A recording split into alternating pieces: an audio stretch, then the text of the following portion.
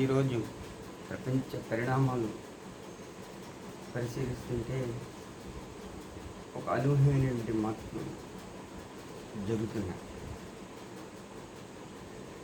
గత వలసవాద వ్యవస్థ నుంచి సంక్రమించినటువంటి జాతీయోద్యమ పోరాటాలు ద్వారా మనకు వచ్చినటువంటి స్వాతంత్రం ఈనాడు ప్రజల కోసం, ప్రజల కొరకు, ప్రజల నుండి, ప్రజల భాగస్వామ్యంతో, ప్రజలతో ప్రభుత్వాలు ఏర్పాటు కావటం ఒకవైపు అయితే, మరొక వైపు గత సామాజిక సంబంధాల నుంచి వస్తున్నటువంటి మార్పులకు అనుగుణంగా కొన్ని ప్రభుత్వాలు ఈనాడు ఉంటున్నాయి. ఈనాడు ప్రపంచం చాలా ఒక జియోపాలిటిక్స్ అంటే వివిధ దేశాలు మధ్యనటువంటి ఘర్షణలు, రాజకీయ విభేదాలు ప్రధానంగా ఆర్థికపరమైనటువంటి ప్రయోజనాలతోటి ఉంటాయి. ఈ ఆర్థిక ప్రయోజనాలు సమాజంలో ఒక ఉన్నత వర్గానికి అనుకూలంగా ఒక రాజ్య వ్యవస్థ ఏర్పాటు అనేది చారిత్రకంగా జరిగినటువంటి ఒక పరిణామం. ఈనాడు ఎంతో మంది మేధావులు ప్రజల తరఫున వాళ్ళు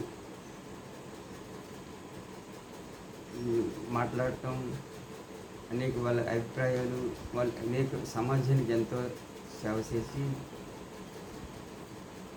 ఒకవైపు ప్రజల పక్షాన, మరొక వైపు ప్రజలని కాదని వాళ్ళని మభ్యపెట్టి కొంతమంది పాలక వర్గాల యొక్క ప్రయోజనాల కోసం వివిధ వాడుకున్నటువంటి శక్తినంతా తీసుకుని పనిచేయటం మరొక వైపు జరుగుతుంది. సాధారణంగా రాజకీయాలు అనేవి వ్యక్తిగత ఆస్తి, కుటుంబం యొక్క వారసత్వ హక్కులు, ప్రధానంగా ప్రైవేట్ ఆస్తి చుట్టూనే రాజకీయాలు జరుగుతూ ఉంటాయి. నేను గత సుమారుగా 20 సంవత్సరాల పాటు ఒక లా కాలేజీలో కేవలం ఒకే ఒక సబ్జెక్ట్, పొలిటికల్ సైన్స్ సబ్జెక్టు చెబుతూ నేను చాలా విషయాలను అధ్యయనం చేయటం జరిగింది. నా వయసు ఇప్పుడు 66 సంవత్సరాలు అయితే, గత 50 సంవత్సరాల నుంచి 1970 నుంచి కూడా ఆంధ్రాలో ఏం జరుగుతుంది అనే పరిణామం సూచాయిగా అప్పుడు ఏర్పడినటువంటి జయాంధ్ర తెలంగాణ ప్రత్యేక నినాదంతో విశాఖ హక్కు, ఆంధ్రుల హక్కు, అప్పుడు మా చిన్న వయసులో 10 సంవత్సరాల వయసులో ఒక బలీయమైనటువంటి ఒక భావం కలిగింది. సాధారణంగా మనిషికి ప్రకృతిలో ఈ జీవితం, ఈ సమాజం, చాకుతులు, కుటుంబం, చుట్టూ ఉన్న సామాజిక పరిస్థితులు అనేకమైనటువంటి ప్రభావం చూపిస్తాయి. అది ఒక ఉన్నత విద్య, సమాజంలో అనేకమైనటువంటి అనుభవాలు ద్వారా వచ్చినటువంటి స్వానుభవం ప్రజల్ని కొంతవరకు చాలా ఆలోచింపజేసే విధంగా వాళ్ళు కృషి, పని విధానం ఉంటుంది. ఈనాడు ప్రపంచంలో జరుగుతున్నటువంటి పరిణామాలకు అనుగుణంగానే భారత రాజకీయాలు, వాటికి అనుగుణంగా రాష్ట్ర రాజకీయాలు, కేంద్ర రాష్ట్ర సంబంధాలు, ప్రజల యొక్క జీవన విధానం, ఒక పక్కన ఆర్థికపరమైనటువంటి వ్యత్యాసాలు, మరొక పక్కన విపరీతమైనటువంటి అసమానతలు, ఇవన్నీ కూడా ప్రజల్ని కొంచెం ఆలోచింప చేయటం కాదు. ప్రజలు సాధారణంగా వారి రోజువారీ దైనందిన జీవితంలో వారు కనీస అవసరాలైనటువంటి, అది ప్రధానంగా గాంధీయన్ కాన్సెప్ట్ అవనివ్వండి, ప్రపంచంలో ఎవరైనా కోరుకునేది 5 మౌలికమైనటువంటి సౌకర్యాలు ప్రతి మనిషికి ఉండాలి. అవి కూడు, గూడు, గుడ్డ, విద్య, వైద్యం చెప్తారు. ఇవి ఉంటే అందరికీ అందుబాటులో వస్తే ప్రజలకి ఎక్కువ మేలు చేసిన వాళ్ళు అవుతారు. రాజకీయాలు కూడా వీటి చుట్టూ తిరుగుతూ ఉంటాయి. కానీ సమాజం యొక్క పరిణామంలో అనేకమైన అధ్యయనాలు, అనేకమైన చారిత్రక గుణపాఠాలు, చరిత్రని అధ్యయనం చేసినప్పుడు మనకి ఎన్నో విషయాలు మనకు తెలుస్తాయి. ఈనాడు యువత ప్రధానంగా వారు మంచి చదువు, తర్వాత చదువుకు అనుగుణంగా ఒక ఉపాధి లేదా ప్రొఫెషనల్ స్కిల్ కానివ్వండి, టాలెంటెడ్ పర్సన్గా ఎదగాలనుకుంటాడు సమాజంలో. ఇది సహజం. ఇవి ఎంతవరకు అందుబాటులోకి వస్తాయి అనేది వారి యొక్క శక్తి సామర్థ్యాలు, తల్లిదండ్రుల యొక్క కృషి, వారి పరిసర ప్రాంతాలు, అయితే వారికి ఉన్నటువంటి గార్డియన్షిప్ పిల్లల్ని ఒక స్థాయికి పెంచే విధంగా తోడ్పడతాయి. అవి విద్యావంతులుగా వాళ్ళు విద్యను అభ్యసించేటప్పుడు, తర్వాత వారి జీవితంలో స్థిరపడాలనుకున్నప్పుడు ఇవన్నీ బేరీజ్ చేసుకుంటే చివరికి మనిషికి లభించేది ఏమిటి అన్నది మనం ఆలోచించాలి. నేను గత 3 సంవత్సరాలుగా ట్రిపుల్ఎస్ ఛానల్, అంటే Joseph Stalin study for scientific socialism, నేను దీన్ని ఎందుకు ఎంచుకున్నానంటే 1979లో నేను ఇంటర్మీడియట్ అన్ని సబ్జెక్టులు పోవడం జరిగింది. ఒక తెలుగు సబ్జెక్ట్ అనుకుంటా పాస్ అయ్యాను. అప్పుడు తెలంగాణలో బొగ్గు గనుల్లో మా మామగారు ఇల్లంది టౌన్లో ఉంటే మేము వారి ఇంటిలో ఉన్నప్పుడు మార్క్సిజం కొంచెం ప్రభావంతో పుస్తకాలు చదవటం, అక్కడ ఉండే వాతావరణం, ప్రజా సంఘాలు, ఒక కొత్త ఆలోచన విధానాన్ని అప్పటికే 2 సంవత్సరాలు ఇంటర్మీడియట్ బైపీసీ గ్రూప్లో చదువుతున్న డార్విన్ పరిణామ సిద్ధాంతాలు నాకు చాలా ప్రభావం చూపించింది. అలాగే ఫిజిక్స్, భౌతిక శాస్త్రం, రసాయన శాస్త్రం, మంచి ప్రకృతిని గురించి అధ్యయనం చేయడానికి ఒక అవకాశం కలిగింది. అలాగే తెలుగు, ఇంగ్లీషు లాంగ్వేజెస్లో కొంచెం పట్టు సాధించడం, ఇది ఒక మనిషికి ఏర్పడవలసిన ఒక మధ్యంతర దశ అని చెప్పుకోవచ్చు ఇంటర్మీడియట్. తర్వాత మాకున్నటువంటి ఆర్థికపరమైనటువంటి పరిస్థితులను బట్టి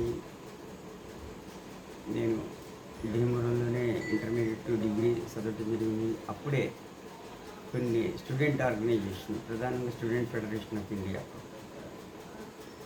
ద్వారా అప్పటికే నాకు కొంచెం మార్క్సిస్ట్ భావాలు ఉండటం వల్ల సోవియట్ యూనియన్ ప్రపంచంలో ఒక అత్యంత శక్తివంతమైన రాజ్యంగా అమెరికాకి ధీటుగా ఒక కొత్త తరహా వ్యవస్థని నిర్మించడంలో మమ్మల్ని చాలా ఇన్స్పైర్ చేసింది. పుస్తకాలు కూడా మాకు చాలా అందుబాటులో, చాలా తక్కువ రేటుకి, పావలాకి నుంచి రూపాయి, ₹10, ముప్పావలాకి, ₹2 మంచి మంచి పుస్తకాలు, కమ్యూనిస్ట్ సాహిత్యం మాకు అవి బాగా అధ్యయనం చేయడంలో డిగ్రీ 3 సంవత్సరాలు కూడా చదువుకున్న అందులో బైపీసీ నుంచి ఇప్పుడు BA public administration, politics, economics ఈ సమాజ శాస్త్రాలు అధ్యయనం చేయాలని ఒక బలమైన కోరిక మార్క్సిజంలో కలిగింది.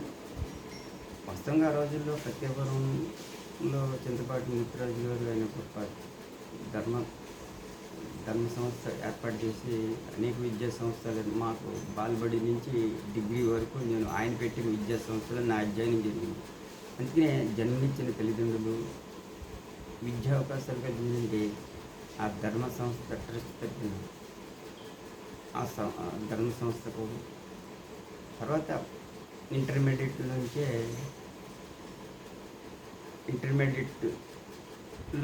మార్క్సిస్ట్ భావాలు ఏర్పడటం, డిగ్రీలో 3 ఇయర్స్ పనిచేయటం, అందులో విజయవాడలో 11వ సిపిఎం ఉత్తరపల్లి సుందరయ్య గారు నాయకత్వంలో ఆంధ్రప్రదేశ్ కమ్యూనిస్ట్ మార్క్సిస్ట్ పార్టీ ఆధ్వర్యంలో మహాసభ ఆల్ ఇండియా అఖిల భారత మహాసభ జరగటం, అది ఆ జన సమూహాన్ని అది ఒక ప్రపంచంలో మానవ శక్తి ఎంత గొప్పది అనేది ఒక సైద్ధాంతికంగా నిర్మాణపరంగా మాకు చాలా ఉత్తేజాన్ని కలిగింది.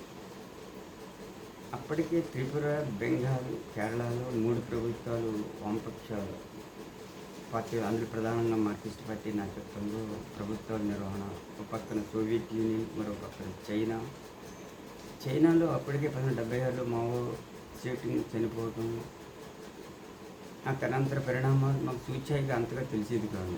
కానీ కొన్ని తెలంగాణలో పర్యటించేటప్పుడు వాల్ రైటింగ్ గోడల మీద ఆ స్లోగన్స్ అవే మనసులో కొంచెం నాటుకోవటం, అప్పటికే కొంత మార్క్సిజంతో పరిచయం ఉండటం, మార్క్సిస్ట్ పార్టీ నాయకులతో పరిచయాలు ఉండటం, రాజకీయ శిక్షణ తరగతులు, వీటి వల్ల ప్రపంచం యొక్క పుట్టుబృత్తాలు పూర్తిగా భావవాదం నుంచి భౌతికవాదానికి గతి తార్కిక మూలసూత్రాలు అధ్యయనం చేయలేని ఒక దృఢమైన సంకల్పం ఏర్పడింది. అది నా జీవితంలో ఒక మరుపురానిటువంటి ఘటన.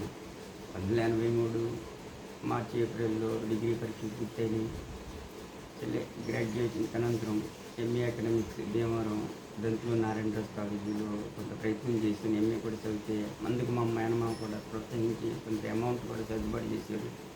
కానీ నేను ఆర్డినరీగా 3rd క్లాస్లో పాస్ అవ్వటం వల్ల నేను సీరియస్గా ప్రయత్నం చేయలేదు. ఏదో చిన్న ఉద్యోగం 10 నెలల పాటు చేసి అనుకోకుండా ఢిల్లీలో కేంద్ర కమిటీ కార్యాలయంలో మాకినేని బసవన్నయ్య గారి దగ్గర పనిచేసే అవకాశం నాకు పార్టీ కల్పించింది.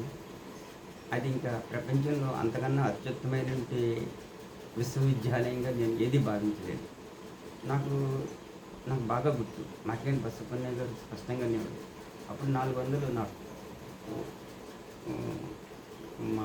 దీన్ని ఏమంటారు, పార్టీ ఎలవెన్స్లు కూడా కాదు, ఇప్పుడున్నటువంటి ఈ ఉద్యోగులకి పార్టీ హోల్ టైమ్స్కి ఎలవెన్స్లో అవి వేరే అయ్యి కొంచెం దగ్గర అటు ఇటు ఉంటాయి. చాలా ఆశ్చర్యం వేసింది. అక్కడ కమ్యూనిటీ మీటింగ్, అత్యుత్తమైనటువంటి నాయకులు, వాళ్ళ జీవిత చరిత్రలు, వాళ్ళ జీవన విధానం, పోరాటాలు, మేము ఏదైతే మా జీవితం మాకు పాఠాలు నేర్పిందో జీవితానుభవం ద్వారా, విద్య ద్వారా నేర్చుకునేటువంటి ఇప్పుడు ఒక అత్యంత శక్తివంతమైనటువంటి ఒక రాజకీయ పార్టీలో, ఒక వ్యవస్థలో పనిచేయడం, అందులో న్యూఢిల్లీలో దేశ రాజకీయాలకి ఆయుపట్టు కేంద్రం, అది అనూహ్యంగా మార్చింది. నేను పూర్తిగా ఎక్కువగా నాకు 66 సంవత్సరాలు.